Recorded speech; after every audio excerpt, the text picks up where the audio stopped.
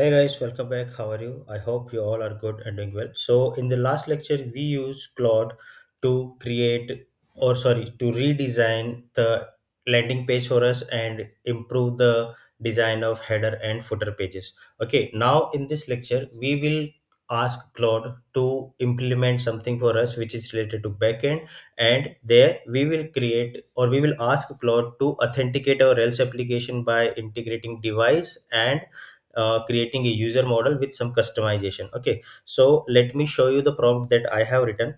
So go to the VS Code and here, sorry, go to any place where you want to create the prompt. Okay, so here what I written, that now I want to authenticate users on my application. I need a user model using device, and along with device attribute, the user must have these fields as well: first name, last name, contact number.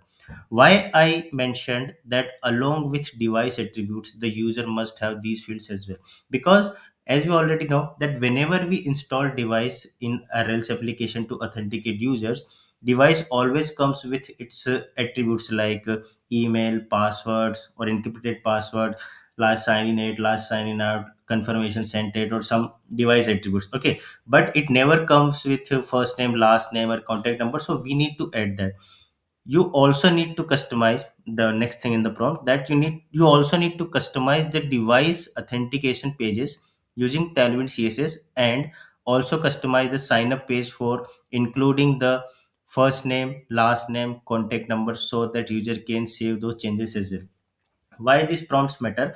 Because whenever you install device auth pages in your system, it always comes with a sign up page, signing page, forward password page and all, but it never includes first name, last name, or any custom attribute for your user model or for your device model. Why? Because it is not designed for that. You need to customize your page. Okay, and in the header, replace the URLs for login and sign up with device auth URLs like user sign in and user sign up. Why this prompt? Because if you go to the root page now, and if you see here, when I click on sign in, I am seeing this error. It is showing hash login, so it is not implemented it. So now what Claude will do, it will replace this login page with user sign up page. And when I go to the get started, you can see it is showing the URL sign up, which is not implemented yet. Okay, so we are telling Claude to do this for us. And here the next thing is, make sure that sign in and sign up pages are looking good with Tailwind CSS elements in it. Okay, since we use Tailwind CSS for this project in our application, for this project,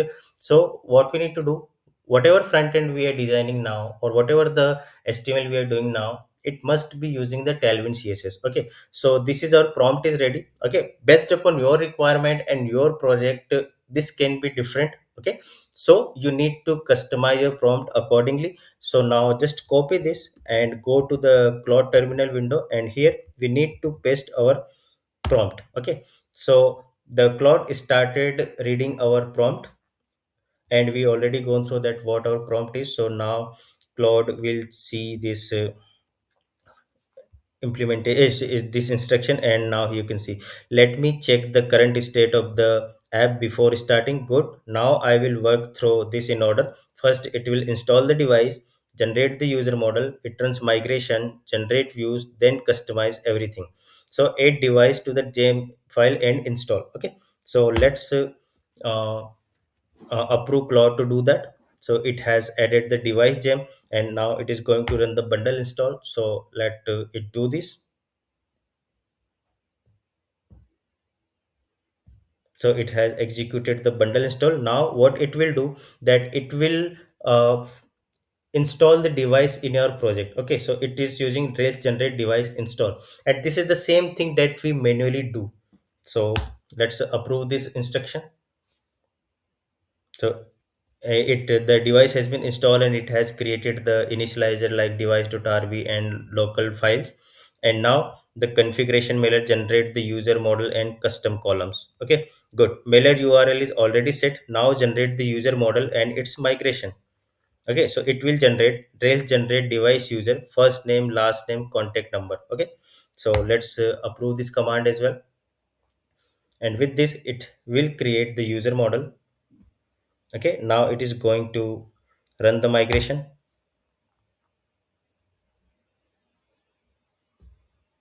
So it has executed the migration.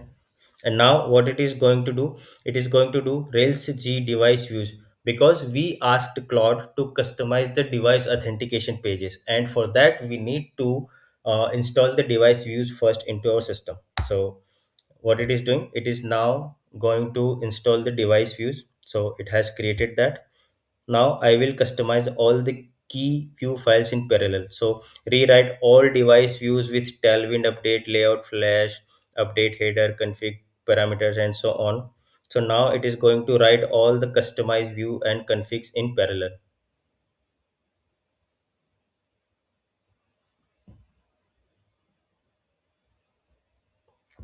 And you can also look at these tips like what the Cloud suggests, like use slash btw to ask a quick side question without interfering Cloud's current work. It is like just like between.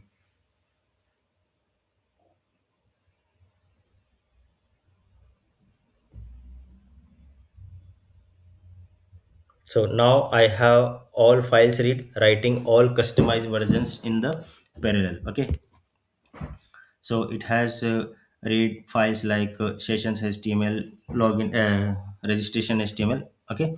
And here you can see that this is the code. It is changing into the app device session new.html. I mean, this is now, it is now customizing the sign in page. Okay. And as I said in the previous lecture, that since generating HTML is like it can be vast, and reviewing at a generation level, you can skip it. You can go to the, you can just proceed and just look at the front end, and then you can ask changes to the Cloud if you think anything. Otherwise, if you are happy to review this, you can do that as well. Okay.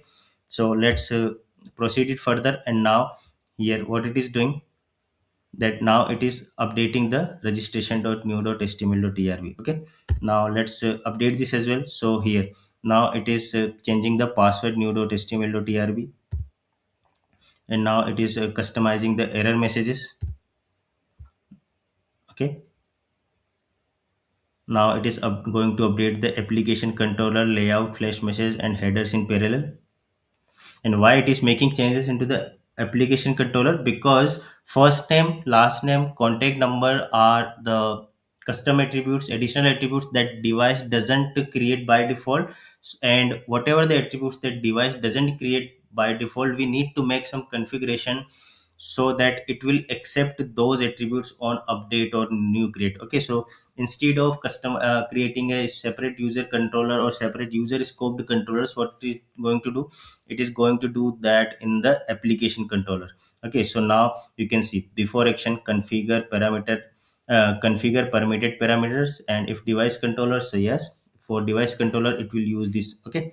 So let's approve it. And now it has changed the display of alert and flash. So approve this one as well. Now it is going to update the header auth URL to use device helpers and make it auth aware.